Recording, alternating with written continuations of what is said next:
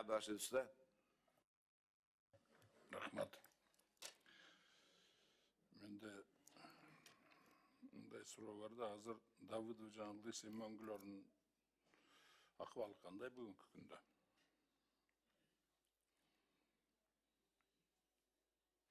Ким айта алат? Азыр кимиси кайсынысы толугу менен жок болуп кетти. Анын ордуна моундай аябай чоң чуңкур болуп калган. Азыр состояниясы кандай бул эки мөңгүнүн? Алматы жооп бересиңерби? Экология барбы? Мен экология. Өзгөчө кырдаалар министрлиги мөңгүлөр силерде да. Жок, суу ресурстар министрлигинде мөңгү маселеси, суу маселеси. Мөңгү сууну министринде эмес, ал өзгөчө кырдаалар министрлигинде. Саламатсыздар, урматтуу депутаттар, министр орунбасары Кулматов. Мөңгүлөр мониторинг жүргүзүү бул Кыргызгидрометте. Мониторинг. Силерге карайбы мөңгү? Учет мониторинг бизде ооба. Анда жооп берди дем келгенден кийин. Суроо болуп атпайбы? Кечиресиздер, суроону кайталап коесузбу, суранчы? Эмнеге айта албайсыңар? Кайталап. Суроодубу? Эмне уктап атасыңарбы бу жерде? Мен бир эмес эки жолу айттым. Анан жөнөкөй эле суроодо. Давыдов менен Лысыйдын мөңгүлөрдүн акыбалы кандай бүгүнкү күндө? Жадан бир жолу кайталайм. Урматтуу Султанбек Абдрашидович, бул боюнча адисте тагыраак жооп берсин. Акыркы менин маалыматым боюнча ошол комтөрдүн жанагы бизге чейинкиси келтирген зыяндан кийинкиси ошол акыбалда турат. Ошол акыбал боюнча. Жок, бул общий эме. Бүгүнкү күндө силер билишиңер, силердин карамагыңарда болгондон кийин так күндө билишиңер керек да. Түндөсү тейип туруп коюп атканда деле айтып бергенге даяр болушуңар керек. Бул жалпылап айтканда ошо 10 миңге жакын мөңгү бар. 9 миң канча квадратный километр. Жалпылап алганда бир акыркы 15-20 жылда бардык эле мөңгүлөр эрип атат, азайып атат саны. Эрип атабы же бузуп атасыңарбы? Жок, бузганын биз бузбайбыз, ошол комтөрдүн кылган ишин силер карап отурасыңар да. Карап отурасыңар бузуп атканын же эмне кылып атасыңар? Бузса эмне болот? Аны бузса бизден Министерство экологиядан адистер чыгып туруп акт түзүп, укук коргоо органдарына өткөзүп бериш керек. Ал иштер мен билгенимче материальный ущерб боюнча иштер жүргүзүлгөн, кылмыш иштер козголгон, чоң саясий иштер болгон бул жылга чейин. Вообще өзүңөр түшүндүңөрбү эмне дегениңерди? Ошол убакта комиссия чыгып түзүшкөн, мен билгенден. Экология министрлигинин адистери менен кошо. Экологический ущерб.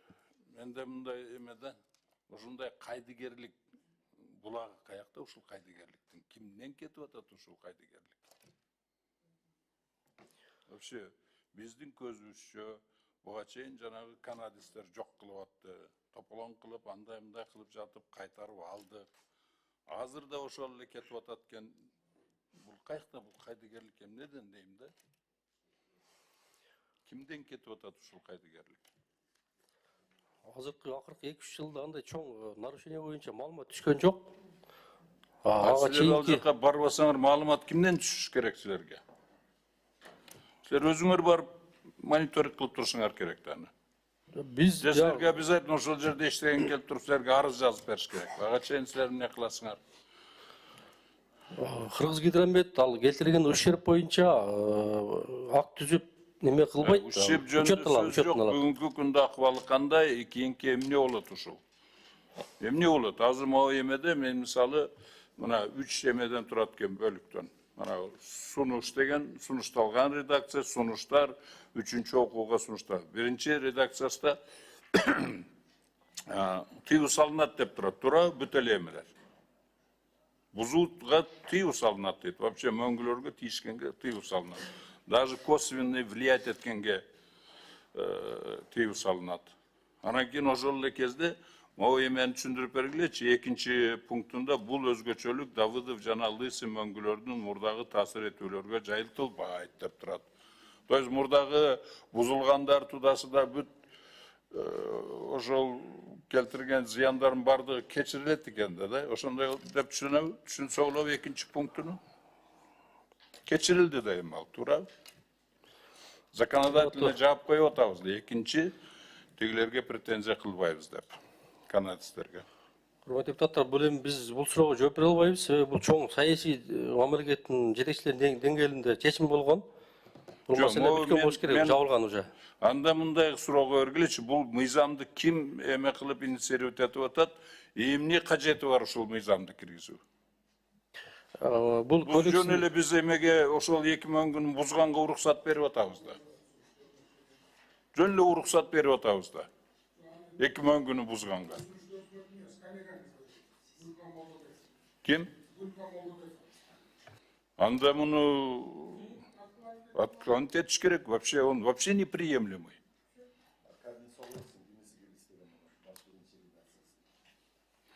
Вот анан бул жерде эмне деген, мөңгүлөрдү бүт бар жокто сакталыш керек деп эме кылып келе жатсак, бу жерде бузганга, он чьи интересы вообще этот человек проталкивает?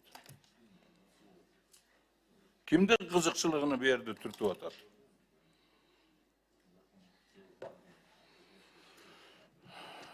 Так что вообще мен каршымын бу. Эмне үчүн 3-чү окууга чейин келип калды? Кантип келип калды бул өзү 3-чү окууга чейин? Кантип келди? Вообще муну отклонить этиш керек. Не то, что 2-нчи окууга, вообще эле отклонить этиш керек бул законду. Мөңгүлөрдү талкалаганга жол берген законду вообще эле отклонение кылыш керек. Бул суу деген алтындан дагы баалуу нерсе. Алтын эртең жок болот шону менен. Биз эмесин ал алтындын чыныгын айтканда биз нормальный канча жылдан бери, 30 жылдан бери бир жакшыраак пайдасын да көргөн жокпуз. Только зыяны. Как проклятие этот кумтор. Золото. Муну вообще мен таң калам. Кантип 3-чү окууга чейин өттү бул? Вообще муну отклонение кылыш керек. Жарабайт мындай закон. Мындай закондор боло бере тургансы бүт бар жок талкалабайбыз. Анда бүт эле мөңгүлөрдү бербейлиби, талкаласындар. Мөңгүлөрдүн астында канча деген байлыктар жатат. Дайды барын талкалап салалы. Ана мөңгү деген бул биздин эле Кыргызстандын байлыгы эмес, бул Орто Азиянын байлыгы. Целый региондун байлыгы.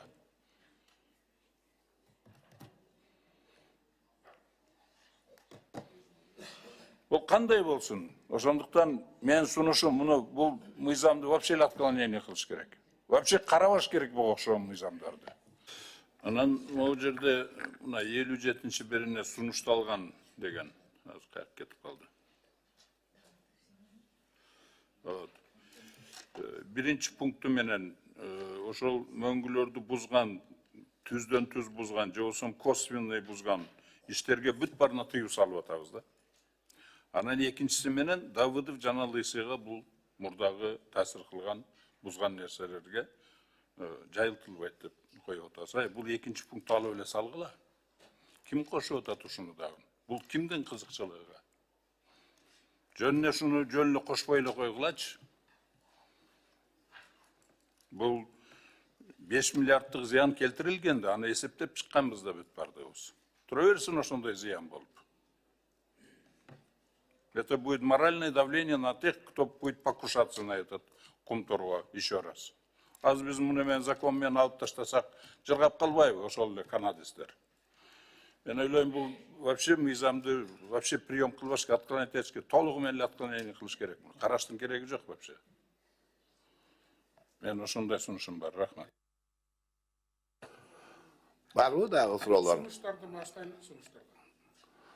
Жок болсо Алмаз Эрбекович, ассоциация жанагы водопользователей чабуулчулардын ассоциациясы кайрылган. Качан өтөт ошо биздин Улутрихоз мешхоздордун баары тең? Алар кайрылып, мындай убактысы менен мындай график түзүп коюп өтсөк болобу? Иштебегендер өтүп атат дейт, мен алган информациям боюнча. Бирок жана иштеп аткан жакшы абыпылар да бар экен да. Алар суранып атышат, может, bir жыл мындай bir график коюп берсеңер, ошо менен өтсөк жакшы болот деп. Ошого жооп бериңизчи. Акыл Турач, бул биздин тариф маселеси чечилди, антимонополдук комитеттен бекиттик, жана СПАлар иштеп аткан тариф менен иштейбиз деген. Ошо бекилди, бүгүн же эртең биз алабыз, регистрациядан өтүп атат. Ошол бүткөндөн кийин биз ар бир райондорду азыр чогултуп атабыз. Эртең бүрсү күнү 3 күнгө бүт райондо чогултуп, аларга жана тарифти беребиз. Аналар барып, жана айыл өкмөттөр жана эмелер даярдап койгон кагаздардын өткөрүү боюнча через госимущество алабыз ал эмелерди. Ошо мен айтып атканым өз калоосу менен деген азыр кээ бир СПАлар же муниципалдык мекемелер биз иштеп көрсөкпү дегендер да бар. Биз айтып атабыз, эми кодекста да ошо жол ачылган, бизге дагы, муниципалдык мекемелерге дагы. Ошол өзүбүз иштеп турабыз десе, аларды пока албай турабыз. Ким азыр эле мына бүгүн эле өтөм дегендерди биз дыйкандар менен келишим түзүп баштайбыз. Келишим түзгөндөн кийин бизге баланска госимущество аркылуу алып баштайбыз. Бул дагы бир күндө бүтпөйт, бир жылдын ичинде дагы бүткөнгө аракет кылабыз, бирок келишим түзүп эле биз алып баштаганда уже биздики болот. Сиз туура айтып атасыз, биз көрөбүз, кайсы айыл өкмөт өзүм иштетип көрөм десе, бир жыл бой турабыз. Ошону bir карап койгула, анткени суроо жаралып атат, алар да кайрылып атат. Ошондой bir норма менен график коюп берсеңер, анан кийин өтөлү депчи. Жакшы иштеп аткандардын ошо андан тышкары билесиз, кредит маселеси бар да. Ассоциациялар алып алган кредиттер бар, АУПнын алган кредиттери. Алардын баары эл төлөйт. Ошонун жабылганы бар, жабылбаганы бар, ошону bir карап койсоңуздар, график түзүп, ошо норма менен алып келип берсеңиздер. Анан экинчи маселебиз Алмаз Төрбекович. Суу түтүктөрүн баягы сиз менен сүйлөштү элек текшергенге бизде бүгүнкү күндө лаборатория барбы? Бизде Гостройдо бар, бирок биз азыр Кытай тарап менен сүйлөштүк, бир 2-3 компания менен сүйлөшсөк, алар бизге жана тех заданиясын жасап беришти, бүт жана текшергенге. Ошо дүйнөлүк банк акча бөлүп берме болду. Тех заданиясын даярдап бүттүк. Ошол быйыл жанагы жаңы проект ратификация өтсө, ошол эмеге киргизди, 6 миллион тегерегинде деп атабыз.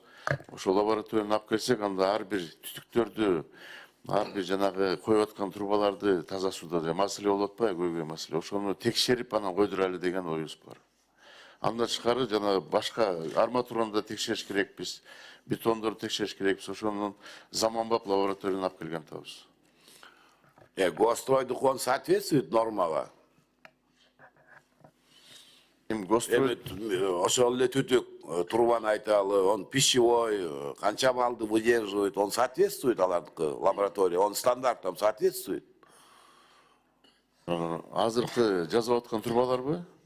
Да. Вот ошолорду текшерип, биз бияктан заключение берип туруш керекпиз да. Анткени бизде андай мобильный лаборатория жок болот. Эми жер-жеринде ачык айталы, республика боюнча жарылган жерлери бар, туура эмес келип калган жерлери бар, пищевой эмес трубаны салып койгон жерлери бар. Мунун баарын бир стандартка алып келишибиз керек да, туурабы? Сиз менен баягы сүйлөшкөндө ошо сүйлөшүп атабыз дедиңер эле лабораторияны салуу боюнча. Ошону тездетип берсеңер, анткени эми туура бир ордун алып келсекпи, бир рабочий группа түзөсүңөрбү? Ар кайсы жерде мындай ишти туура эмес кылган жерлери бар экен да. Мына азыр барып юктан Баткенге чейин барып келдиңер, көп бузуулар бар бекен? Эми ошо трубаларды убагында текшериш керекпиз да, ошону жакшы текшере албай атабыз да. Биздин технадзорлор мындай эмесин сертификатын берет, ошо ишенип эле коюп атат да. Негизи аны текшериш керекпиз да. Негизи урматтуу жетекчилер, муну көңүлүңөргө алсаңыздар, жана биз трубаны чыгарып атканда втор сырье деп коелучу. Бүгүнкү күндө мусоркада кеткен жана баклашка же болбосо пластмассын баарын эритип алып кайра труба кылып атышат. Кайра ошону пищевой кылып колдонуп атабыз. Бул негизи туура эмес. Ошон үчүн жанагы лаборатория бизге керек деген ойду айтып кетейинчи. Анткени бул ичкен таза суу да айланайын. Элге мындай биздин ден соолугу керек. Ошон үчүн аны карашыбыз керек да. Ошон үчүн жана биринчи очередь ошо лаборатория бизге бүгүнкү күндө керек деген ойду айтып кетейин. Муну сүйлөшүүлөр жүргүзгүлө, жана Кытай тарап менен деп атасызбы? Башка донорлор менен да сүйлөшүп, эң биринчи ушул бизге лаборатория керек да. bu laboratoriyаны мындай birinci салып албасак, bu tekşergende жок, мындай маселе жер-жеринде чыгып атат. Сиз айткандай диктаторуңар эми кол коюп берип атат, он мындай кол менен кармап көрүп эле жөн эле коюп берип атат да. Эч кандай мындай анализи жок, сертификаты жок. Сертификатты ошол изготовительный завод бул Бишкекте чыгарып аткан бир 6-7 завод бар экен. Алар кадимкидей эле берип атат. Алып алган пищевой деп мынча балды выдерживать деген башка мындай анализи жок. Ошон үчүн муну бир жакшылап карап берсеңиздер.